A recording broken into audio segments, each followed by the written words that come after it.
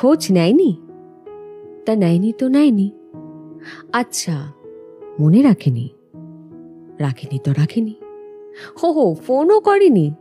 তা করেনি তো করেনি। ফিরে তাকায়নি? তাকায়নি যখন তখন তাকায়নি। ভুলে গেছে? তা বেশ তো, ভুলে যখন গেছে তখন গেছে। তাই বলে কি নিজেকে বিষণ্ণতার সমুদ্রে ডুবিয়ে রাখতে হবে? নাকি হাসতে ভুলে যেতে হবে?